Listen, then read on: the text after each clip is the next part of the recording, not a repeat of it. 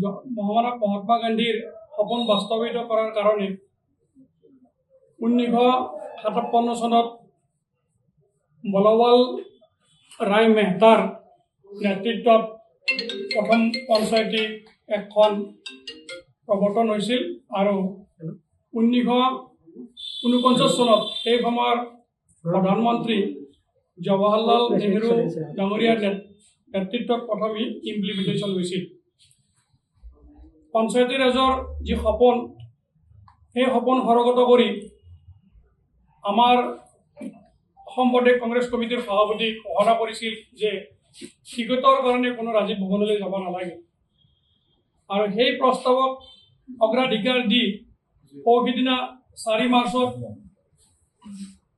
মাল্লিকাৰ্জুন খাৰগৈ ডাঙৰীয়াৰ নেতৃত্বত আমাৰ নেতা ৰাহুল গান্ধীৰ উপস্থিতিত এই ক্ষমতাৰ বিকেন্দ্ৰীকৰণ নীতিটোক অলপ অগ্ৰাধিকাৰ দি জিলাসমূহলৈ এই ক্ষমতা হস্তান্তৰ কৰিছিল প্ৰাৰ্থী চিলেকশ্যনৰ ক্ষেত্ৰত। গতিকে আমাৰ প্ৰাৰ্থী ৰাজীৱ ভৱনলৈ নগৈ আমাৰ স্থানীয় যিবিলাক ৰাজীৱ ভৱন আছে সমষ্টি ভিত্তিক তাত আমি আমাৰ প্ৰাৰ্থী জিলা পৰিষদৰ প্ৰাৰ্থী ঘোষণা কৰাৰ কাৰণে আমি আমন্ত্ৰণ কৰিছোঁ।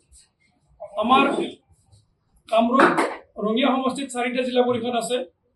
তাত আমাৰ ৰঙিয়া গ্ৰাম্য ব্লক কংগ্ৰেছৰ অধীনত 2টা জিলা পৰিষদ আছে। এটা হ'ল নতুনকৈ নামকৰণ কৰিছে ভাৰত বৃহত্ত জিলা পৰিষদ। তাৰ কাৰণে আমি আমাৰ কেইবাজনো যোগ্য প্ৰাৰ্থী আছিল। আমি সৰ্বসন্মতিক্ৰমে আমাৰ দলি মহন্ত বাইদেউক আমি আমাৰ প্ৰাৰ্থী হিচাপে ভাৰতীয় জাতীয় কংগ্ৰেছ দলৰ মহিলা প্ৰাৰ্থী হিচাপে আমি প্ৰত্যক্ষ কৰিছোঁ। আন এটা আমাৰ ৰঙিয়া গ্ৰাম্য ব্লকৰ অন্তৰ্গত জিলা পৰিষদ সমষ্টি পাণ্ডুৰী মৌজা, এই মৌজাটোতো আমাৰ কেইবাজনো যোগ্য প্ৰাৰ্থী আছিল, কিন্তু আমি আলোচনা ভিত্তিত আমাৰ যুৱ নেতা দিব্যজ্যোতি কলিতাক আমি আমাৰ ভাৰতীয় জাতীয় কংগ্ৰেছ দলৰ মনোনীত প্ৰাৰ্থী হিচাপে আমি মনোনীত কৰিছোঁ। এতিয়া কথা হ'ল আমাৰ ইয়াত ৰঙিয়া সমষ্টিত অহা 7 তাৰিখে নিৰ্বাচন আয়োগে পঞ্চায়ত নিৰ্বাচন ঘোষণা কৰিছে।